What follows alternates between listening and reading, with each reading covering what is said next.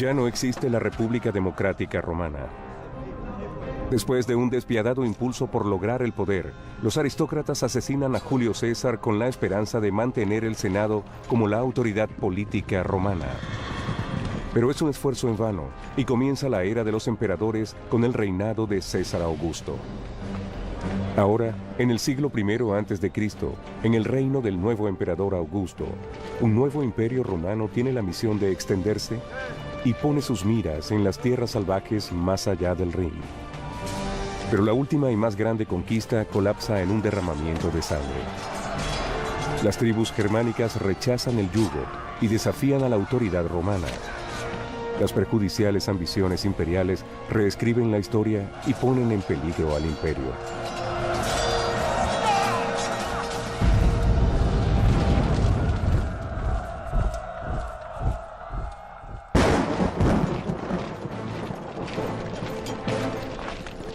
Galia, siglo I a.C. Roma da sus primeros pasos para dominar el mundo. Incitado por un crecimiento sin precedentes, el imperio cree que el resto del mundo se rendirá ansiosamente ante la luz de su civilización. El emperador Augusto consolida su poder después del asesinato de su tío abuelo Julio César, y Roma crece y esparce su influencia en el mundo. Augusto era familia de Julio César y se convirtió, en nuestros términos, en el primer emperador romano. Augusto salvó la República de una forma que Julio César no pudo lograr. Este fue el principio del verdadero apogeo del poder romano. Expandió rápidamente sus fronteras imperiales y tuvo una serie de asombrosas victorias militares. En Roma, muchos pensaron que el Estado era invencible. El querido Augusto triunfó en su difícil labor de fusionar los valores democráticos de la vieja república con el poder y el liderazgo de un emperador. Augusto salvó la República, convirtiéndose en su primer líder y en su único líder, de hecho. Pero lo hizo convenciendo a otros de que la República era aún lo que siempre había sido, una cooperación entre el pueblo en todos los estratos de la escalera social por el bien de todos. Después de 35 años de gobierno exitoso, Augusto ve su más grande obra como la expansión masiva del territorio romano. Para él, es más que una simple conquista militar. También tiene una misión más importante. Después de todo, los romanos son superiores. Los romanos creían tener la misión de llevar la civilización romana a otros pueblos que no la tenían. Así que pensaron que tenían una misión cultural de llevar la ley, y como ellos lo veían, la justicia a pueblos que vivían sin ella, los pueblos que llamaban bárbaros. Galia se convierte en una provincia romana, y el recién nacido imperio romano contempla tierras más allá del Rin, en un área que pronto sería llamada Germania. Las tribus ubicadas después del Rin viven precariamente y compiten por poder o tierras mediante ataques sangrientos. Algunas tribus extienden sus ataques al territorio romano y Roma no lo tolerará. El imperio ve a estos bárbaros como salvajes, impredecibles, peligrosos y difíciles de conquistar. Se ha discutido mucho lo que Roma hacía al este del Rin. La gran pregunta es si Roma trataba de establecer una nueva provincia entre el Rin y la isla de Elba, o si atacaba simplemente para castigar y detener las incursiones que venían del este. En el campo académico, muchos sugieren que Roma realmente trataba de establecer una nueva provincia. En el año 9 a.C., Augusto envía al general Tiberio en campaña por el Rin. La relación entre los romanos y los germanos es muy problemática. Algunos quieren trabajar con los romanos, pero otros los odian. Y sin duda se remonta a maniobras por poder entre las tribus germanas en la antigua Alemania.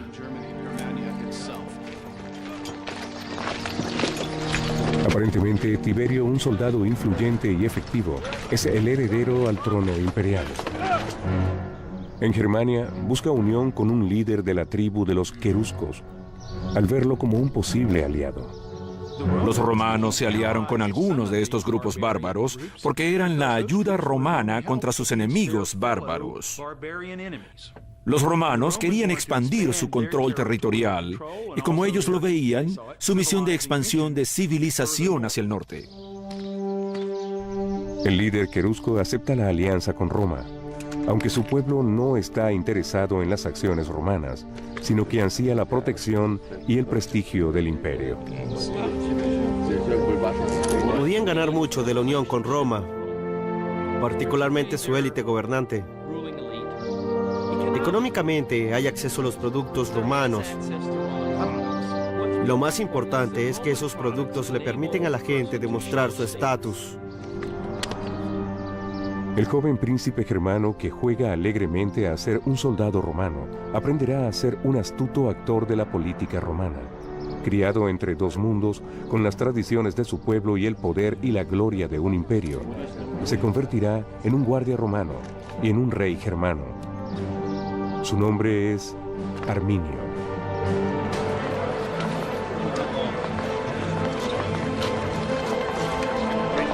Por más de una década, el imperio ha disfrutado de la paz con las tribus del Rin, gracias a los militares del emperador Augusto.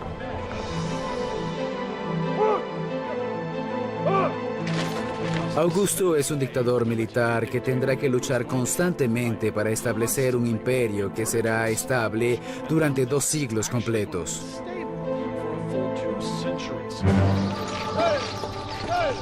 Arminio, el joven príncipe germano, ahora con 20 años, se ha convertido en el comandante auxiliar del ejército del imperio. Estas tropas auxiliares reclutadas en las provincias romanas son un complemento determinante para el ejército romano de 28 legiones oficiales.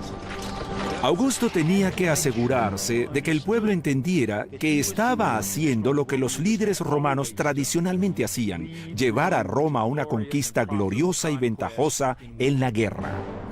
En el año 6 de la era cristiana, el general Tiberio viaja desde Germania para reprimir un violento alzamiento en la volátil provincia romana de Panonia, actualmente Hungría y Austria.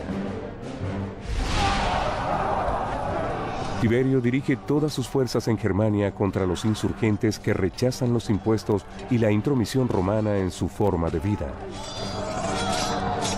Cuando los romanos trataron de imponerle la romanización a los bárbaros para hacerlos vivir más como romanos, a un paso más rápido del que los bárbaros querían, entonces estos dijeron: no lo haremos.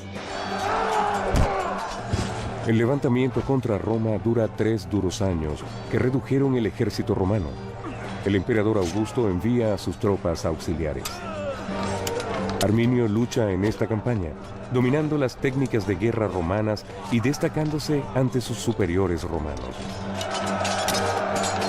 Velleio Paterculo, historiador romano del siglo I. Valiente de acción y perspicaz de mente, la inteligencia de Arminio iba más allá de la de un bárbaro común, y en sus formas y mirada mostraba el fuego de su mente. Arminio es suficientemente perspicaz para darse cuenta de cuán brutal es Roma con sus provincias, aplastando su autonomía. Creo que pudo haber visto a muchos panonianos en casi la misma posición que sus pueblos en el norte de Germania. Pudo haber visto el reflejo de su propia comunidad en algunos lugares de Panonia. Aún bajo el servicio del imperio, Arminio continúa luchando, reuniendo sus fuerzas auxiliares con las tropas romanas del general Tiberio. Mientras Roma lucha por mantener Panonia a raya, en Germania, la construcción del imperio marcha sobre ruedas. El pueblo de Arminio, que construye calles y otros proyectos civiles al mando de Roma, comienza a ver los beneficios de la incursión romana.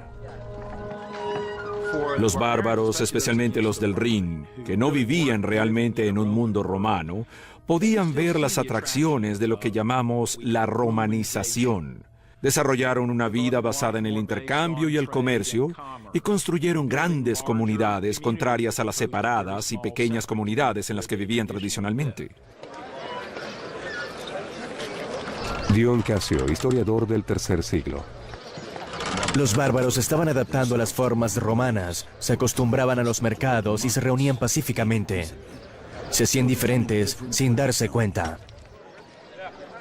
En el año 7 de la era cristiana, el emperador Augusto designa a su amigo Quintilio Varo para gobernar la tierra al este del Rin. Varo es un comandante relativamente capaz de ser necesario, pero también está el indicio de nuestras fuentes de que no es el mejor personaje del mundo.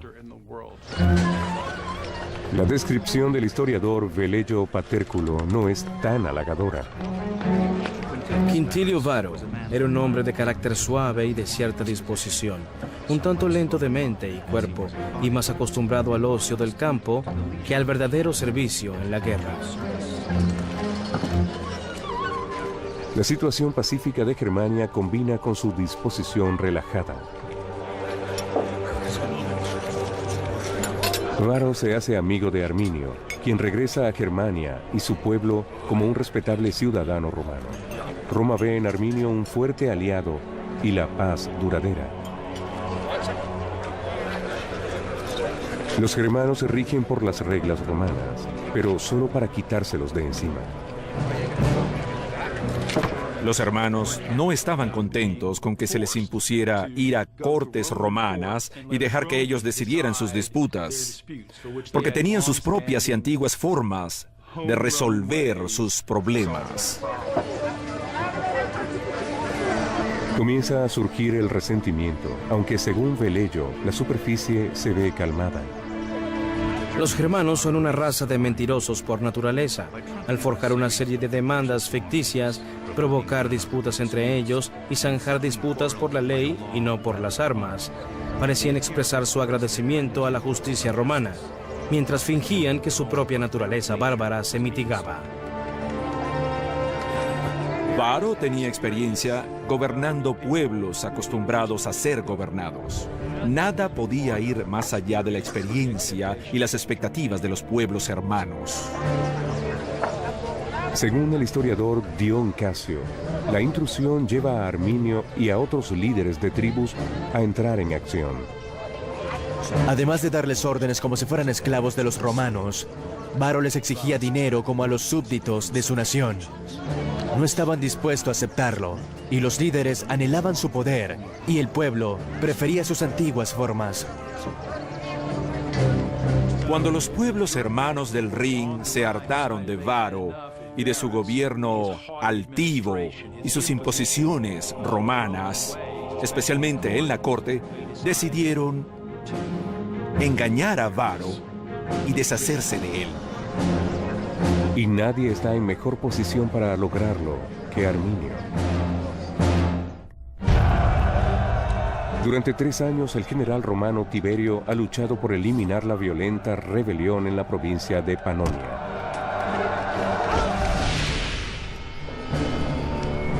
Finalmente, en el año 9 de la era cristiana, ve el fruto de sus esfuerzos. Los insurgentes son derrotados o se rinden. La victoria está en sus manos. Pero mientras se restablece el orden en Panonia, a espalda de los romanos, la situación en Germania está a punto de convertirse en un caos. En esta provincia supuestamente pacífica, su gobernador, el general Varo, insiste en establecer el gobierno romano y obliga a los germanos a llegar muy lejos. Los orgullosos bárbaros germanos, liderados por Arminio, se cansan de pagar los impuestos romanos y de ser tratados como esclavos en sus propias tierras. Se rehúsan a subordinarse a Roma y deciden levantar sus armas contra el ejército más poderoso del mundo. No todos los líderes germanos están convencidos con el plan. Uno, llamado Segestes, teme que los riesgos sean muy grandes, pero Arminio influye en los otros.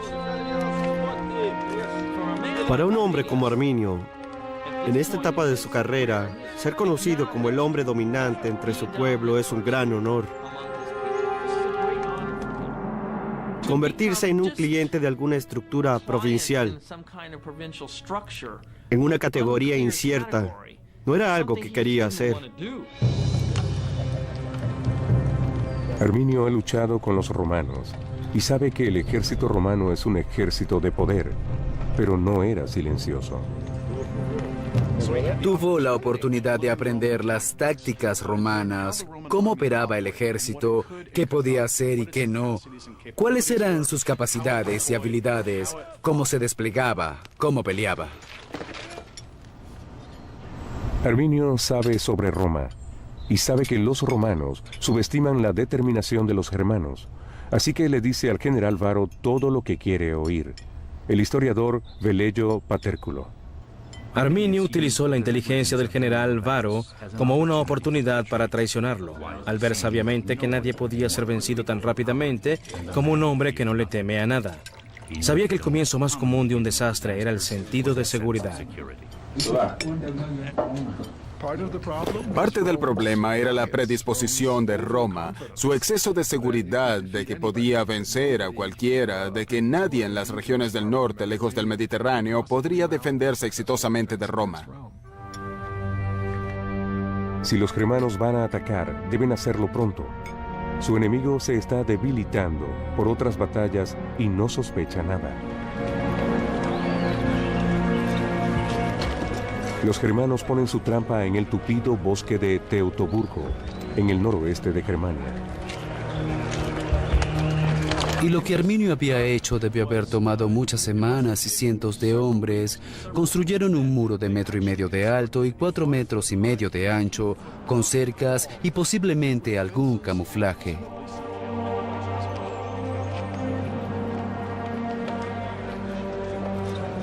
Para el general Varo, estos son movimientos de rutina. Sin saberlo, él y sus tropas de las legiones 17, 18 y 19 se preparan para irse y hacer su movimiento estacional hacia su campamento en el oeste. El cronista del siglo III, Dion Casio. Tenían muchos transportes y bestias de carga como en tiempos de paz. También los seguían muchas mujeres, niños y sirvientes. Probablemente cargaban sus armaduras y sus equipos en carretas con bestias de carga, porque nadie podía cargar 30 kilos de armadura o 20 kilos de carga cada día. Conversan con sus esposas o esperan que alguien venga a pulir sus armaduras esa noche, o piensan en la noche que tendrán bebiendo con sus prostitutas. Lo último que pensarían es en ponerse inmediatamente en formación de guerra. En medio de sus preparaciones, Varo recibe una visita. Su viejo amigo Arminio, quien ahora sirve a Roma, ha regresado con noticias de un conflicto de tribus en el oeste. Arminio le dice a Varo que su presencia es necesaria para restablecer el orden. La supuesta rebelión se produce en un territorio desconocido, Calcriese, pero es solo un desvío del fuerte romano de Haltern, el destino de Varo.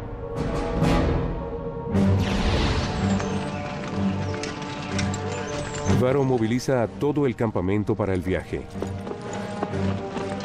Aquí está Varo, llevado hacia territorio germano por su propio orgullo, pero pensando en una misión civilizadora mediante las leyes. No está preparado para pelear contra estos bárbaros tan hábiles en emboscadas y tácticas que podrían llevar al ejército romano hacia la completa confusión.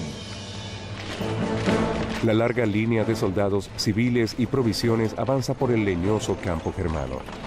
Varo no espera inconvenientes, pero es territorio extranjero y se mantiene alerta.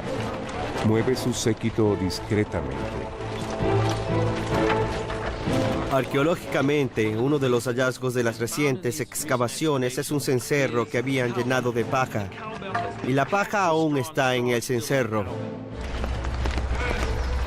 Con el cencerro silenciado, la línea continúa manteniendo su formación militar, mientras los romanos avanzan sin saberlo hacia los muros camuflados de la trampa.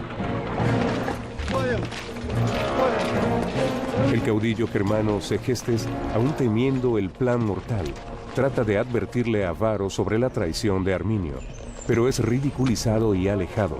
El historiador del siglo I, Velello Paterculo. Segestes exigió que los conspiradores fueran encadenados, pero el destino dominaba los planes de Varo y nublaba su mente.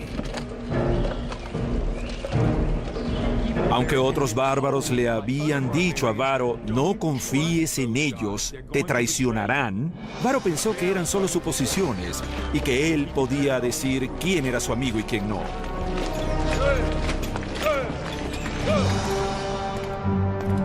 Mientras Varo dirige sus legiones hacia una trampa, el general Tiberio regresa a Roma después del éxito difícilmente logrado en Panonia.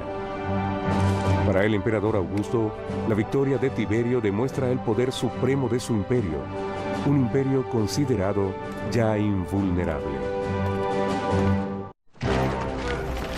Mientras el gobernador romano Varo mueve sus tropas al oeste, hacia su fortaleza, se desvía para dirimir el levantamiento que su amigo Arminio le reportó.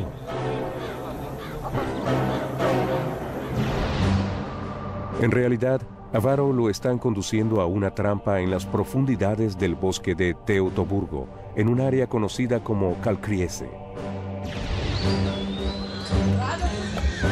Tenían que mantenerse en un estrecho trayecto de bancos de arena, rodeados por pantanos a cada lado del camino. Lugares muy difíciles de pasar. Parece que la columna romana debía reducirse.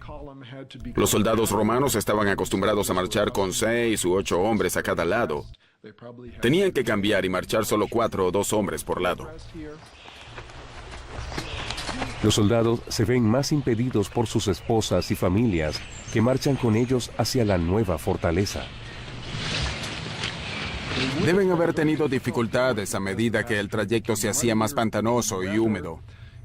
El paisaje es penetrado por una serie de profundos barrancos y por arroyos que fluyen del Calcris hacia el pantano hacia el norte. Varo caminó por el peor territorio que cualquier comandante haya caminado.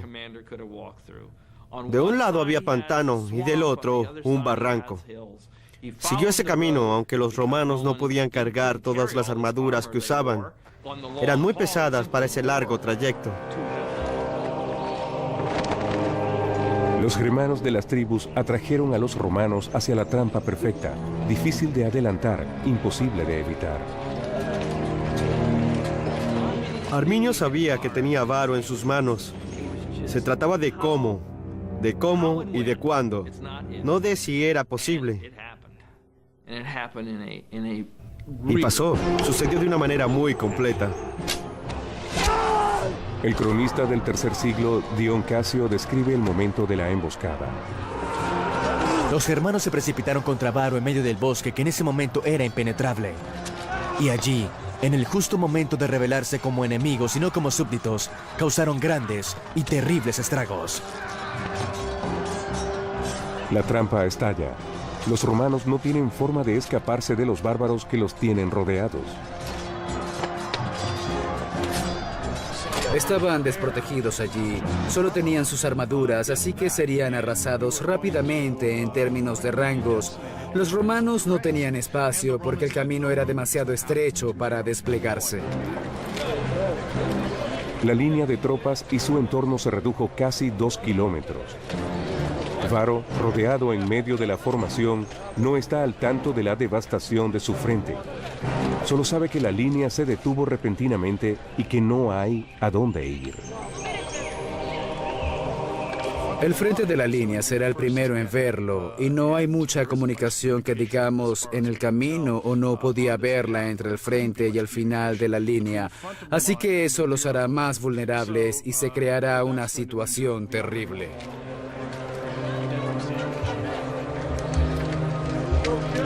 Cuando Varo se da cuenta del ataque ya es muy tarde. No hay tiempo para prepararse, ni hay forma de escapar.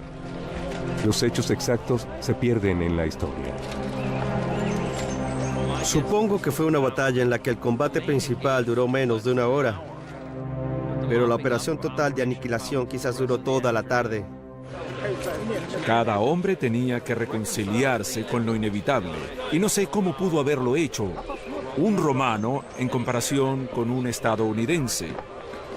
Es difícil ver morir a tus amigos. Mientras los soldados romanos mueren como animales, más guerreros germanos se unen a la lucha, según escribe Dion Casio.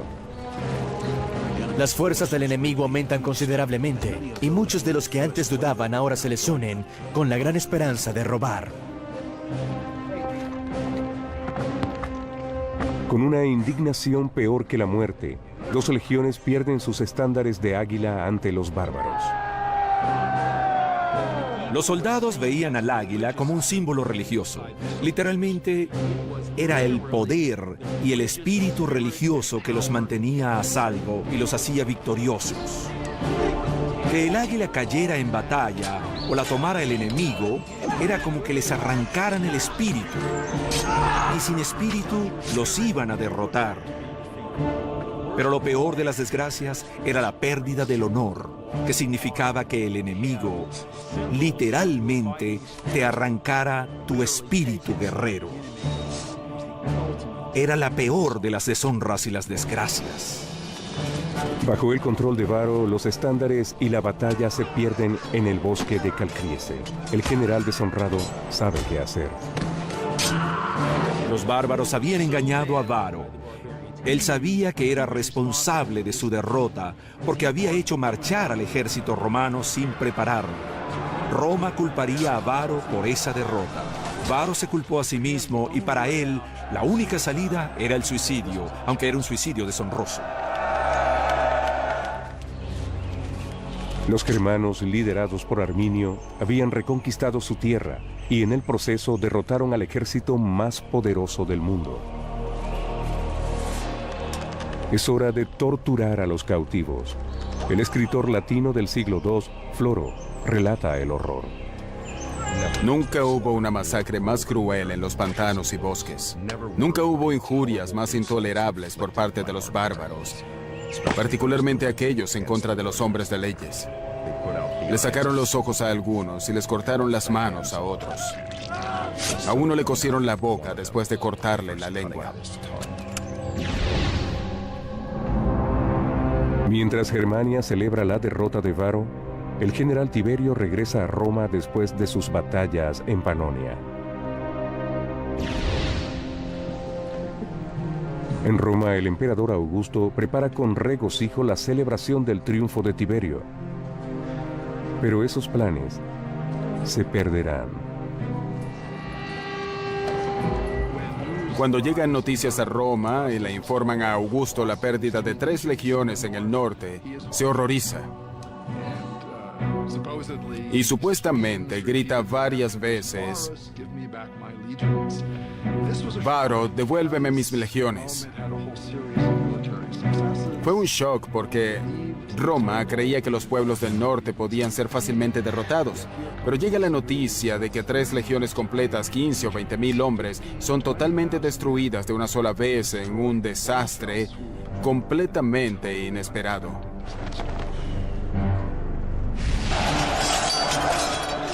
Y ahora que los queruscos y otras tribus bárbaras se han liberado, ¿qué puede evitar que destruyan a Roma?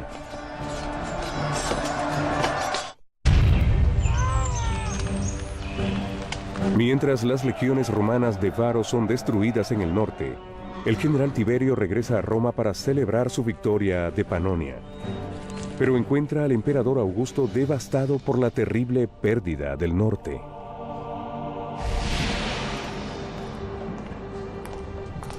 Los bárbaros del Rin han masacrado 3 legiones romanas al mando del general Varo. Para Augusto, el desastre de Varo significaba que su plan de extender la frontera norte del Imperio Romano había fracasado y que siempre tendrían que lidiar con esos pueblos feroces en las fronteras, quienes en cualquier momento podrían querer ir al imperio a vivir o a pelear. Fue un severo golpe a Roma y no podía quedar sin respuesta. Arminio había golpeado significativamente la moral, el orgullo y el honor romano, y eso debía ser vengado. Habían perdido a 18,000 hombres en un ataque de legionarios de 150,000 similares. Y pienso en el ejército estadounidense si perdiera hoy 60,000 hombres. Tenemos aproximadamente 600,000 hombres en misiones. Si perdemos el 10%, serían 60.000 en un solo día. Creo que sería la noticia del día. Para restaurar Roma, el general Tiberio moviliza sus tropas cansadas. Tiberio es enviado con 8 legiones y ejércitos auxiliares a reforzar la frontera del Rin y Galia.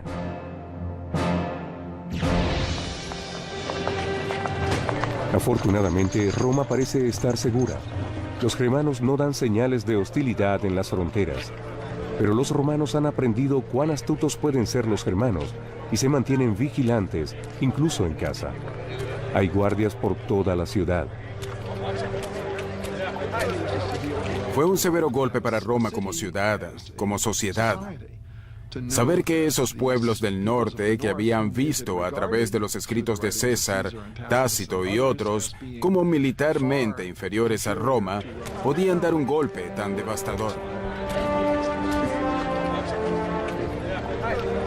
La poderosa Roma, el centro de la civilización occidental, se siente repentinamente vulnerable.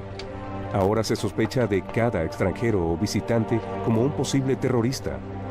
Augusto, temiendo un favorable levantamiento contra los germanos en Roma, los expulsa. Mientras toda Roma tiembla de miedo, los germanos del Rin se regocijan.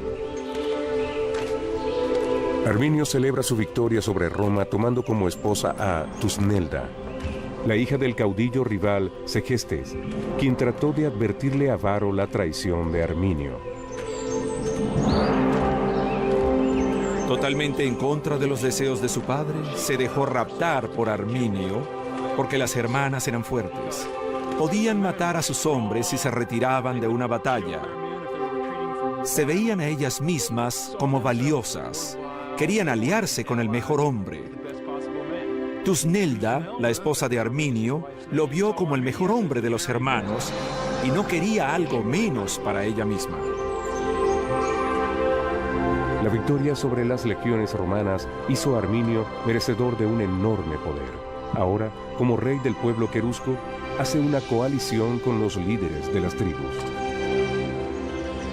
Arminio pensó que esa derrota espectacular le daría el control. La fama de ser lo que los hermanos nunca habían tenido, un rey para todos.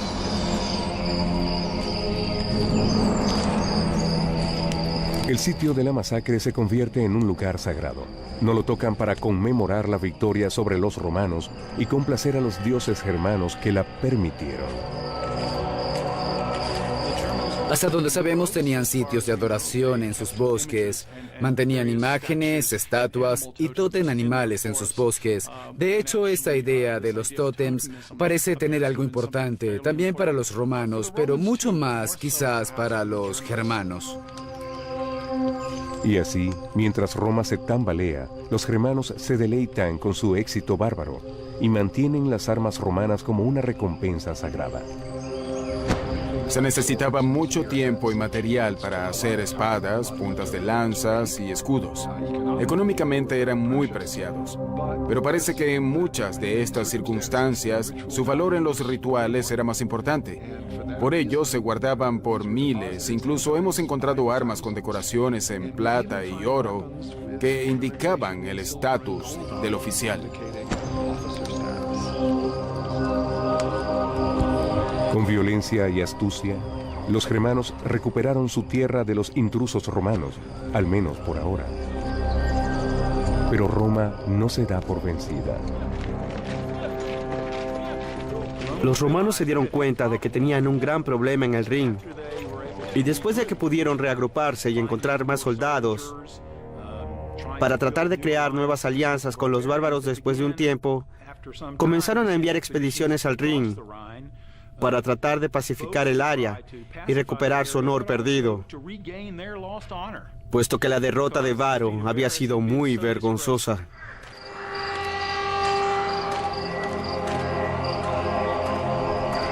Para la posteridad y la autoestima del imperio, de alguna forma Roma debe revertir esa terrible situación. Año 13 de la era cristiana. 4 años después de la masacre, el emperador Augusto envía al acertadamente llamado general germánico y a sus tropas a combatir a Arminio y sus bárbaros queruscos.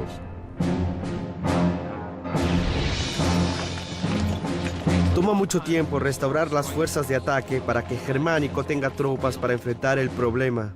Sin duda debía hacerse, o la idea era de que el honor del emperador, y quizás hasta el mismo emperador, estarían en peligro. Es una vergüenza que no podían permitirse. El valor y el espíritu de los romanos son la venganza, el odio, la violencia. No hay idea de la compasión, de compasión particular por la humanidad. Es un pueblo muy despiadado. El envío de Germánico a Alemania es una de las últimas acciones de Augusto.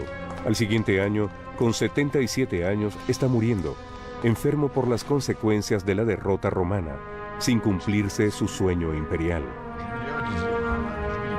Sin hijos, Augusto nombra a Tiberio como su sucesor.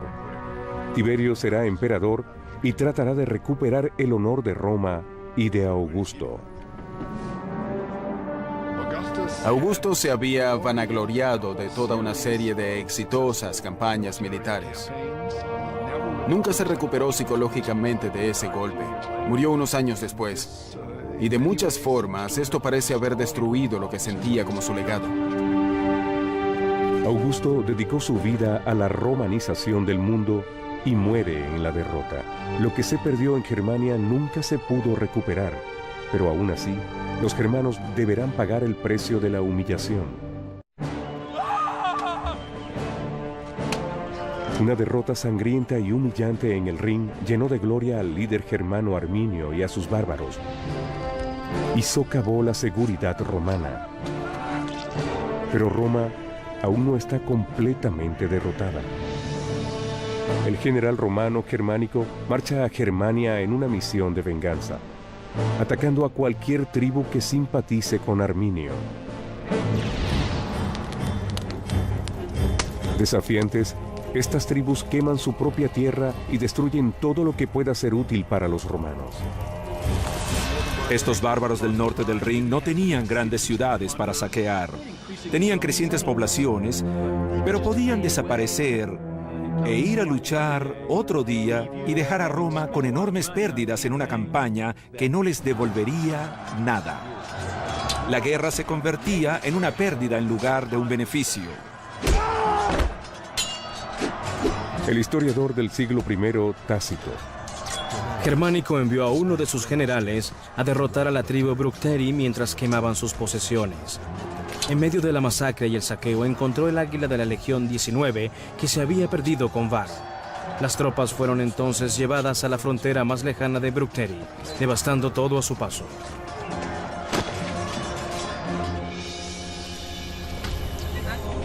En su campaña, los romanos rescatan a Segestes, el caudillo rival prisionero de Arminio. Pero la humillación no llega hasta ahí. Aún más devastadores, los romanos toman a su hija Tusnelda, ahora embarazada de Arminio. Fue capturada por los romanos y llevada a la capital como prueba del éxito de los romanos al derrotar a Arminio para hacer su vida miserable, aunque él había destruido a Varo y sus 3 legiones. En el año 15 de la era cristiana, 6 años después de la emboscada, el ejército romano va al sitio de la masacre en el bosque Calcriese, ahora convertido en un monumento germánico consagrado a su victoria. De hecho, encontraron el lugar de la derrota de Varo, al menos en su último momento, porque había armas rotas por todas partes y cabezas clavadas en los árboles. Era una escena horrible. Virtualmente era un lugar lleno de huesos blanquecinos, excepto por los oficiales que habían estado allí si hubieran sido capturados, sacrificados por los germanos que lo hacían colgando o cortando el cuello.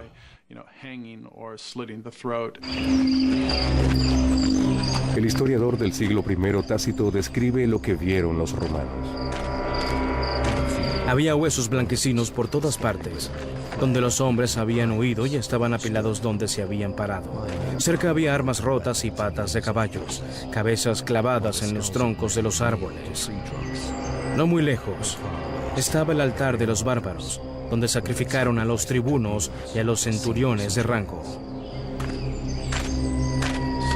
La escena ciertamente era bastante emotiva para los hombres de Germánico. Algunos pensaron que podían ser sus familiares, amigos, camaradas de armas de los que estaban enterrando, y para ellos el entierro de los muertos en la antigüedad y los rituales eran extremadamente importantes para mantenerlos en su lugar y asegurarse de que no regresaran para espantarse. El historiador del siglo I, Tácito. El ejército romano enterró los huesos de 3 legiones. Ningún hombre sabía si enterraba los restos de un extraño o de un compañero. Pero con la ira en contra del enemigo, todos eran simultáneamente llorados y odiados. Simbólicamente, para Roma era muy importante demostrar que evocaba a sus veteranos caídos y que nunca dejaría de reclamar el honor que les habían arrebatado por la incompetencia y arrogancia de su comandante. Para los germanos, quienes veían el campo de muerte como un lugar sagrado, el entierro era una profanación. Cuando los soldados se fueron, los germanos exhumaron los huesos romanos y santificaron de nuevo el lugar de la masacre. Arminio, creyendo que hacía 6 años había derrotado a Roma, se sorprende de que los romanos regresen y se confunde ante los repentinos acontecimientos. Tácito cuenta su rabia. Arminio, con su temperamento furioso por naturaleza, llegó a la histeria con la toma de su esposa y la condena de esclavitud de su futuro hijo. Se llenó de ira y exigió guerra contra Segestes, guerra contra el imperio. Y llegó la guerra. Una vez más, las fuerzas sigilosas de Arminio, que conocían el lugar, explotaron su ventaja sobre las rígidas tropas romanas. Una legión es abrumadora si puedes escoger el campo de batalla que sea llano y extendido,